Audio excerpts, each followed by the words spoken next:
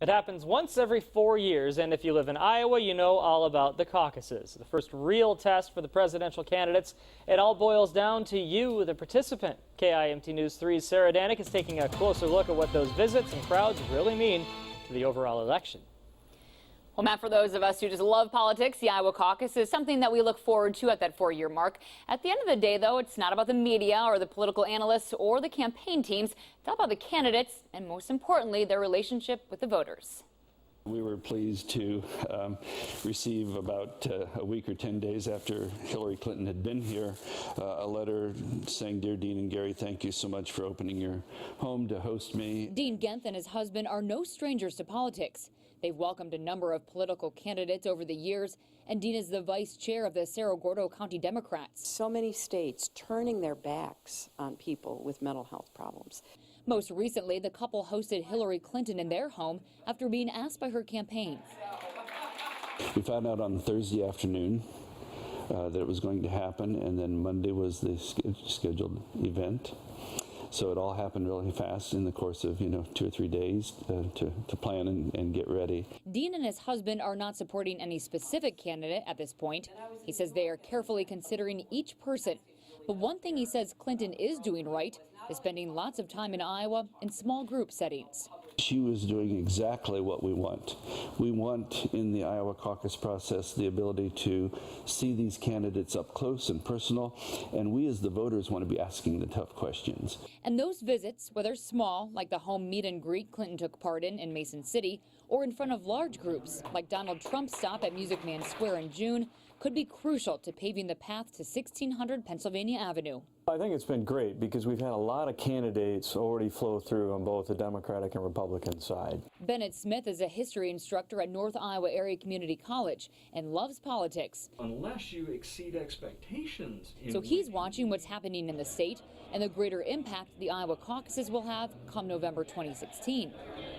I think that's an important role that the Iowa caucuses play in the sense that they winnow the field, all right? So what you want to do coming out of Iowa is be in the top 3. And that's what, we may start with 24, but you're really looking for one of those 3 tickets out of Iowa to create momentum into New Hampshire. And he says it sounds strange, but if you are leading the pack of candidates in Iowa, you may not have the advantage heading into the caucuses. Because the key to the Iowa caucuses is exceeding expectations. And that typically doesn't benefit the front runner. That's kind of the most dangerous position to be in the Iowa caucuses. Smith says if the candidates want to build momentum, they need attention from local media and, most importantly, voters. That's something built by organizing speeches, meet and greets, and listening to Iowans.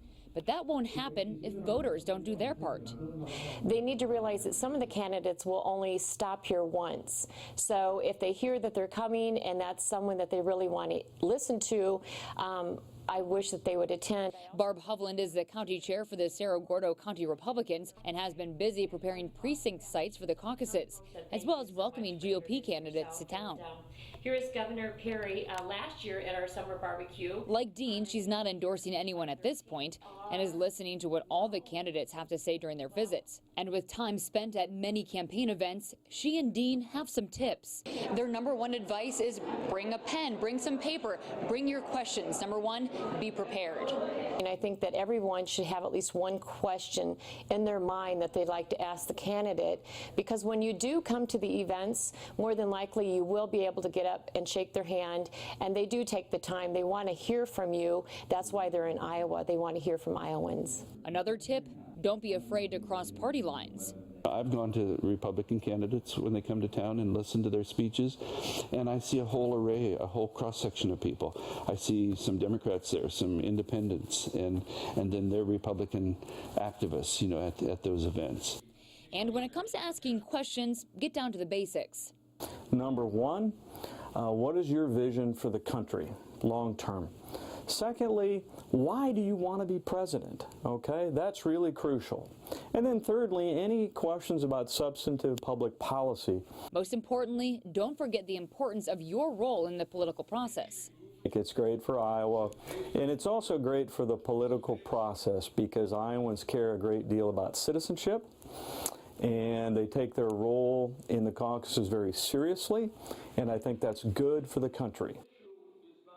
Now, in terms of the cost of these events, unless they're advertised as fundraisers, they normally should be free. The only cost that you really might run into maybe if you go to a business that charges their own fee for, say, a lunch. Now, the other time that you would probably have to pay is if it's an event organized by the local county Democrat or Republican parties who may be looking to raise money for their own organizations. Thanks, Sarah. And examples of some of those fundraisers she just mentioned include events that are fast approaching. The Sarasota County Republican Party is holding their annual summer barbecue. That's at the Clear Lake Yacht Club on Monday, July 13th. Rick Perry and Mark Everson will be there. The Iowa Democrats will be holding their annual Wing Ding event Friday, August 14th at the Surf Ballroom in Clear Lake. Tickets are $30 for both events.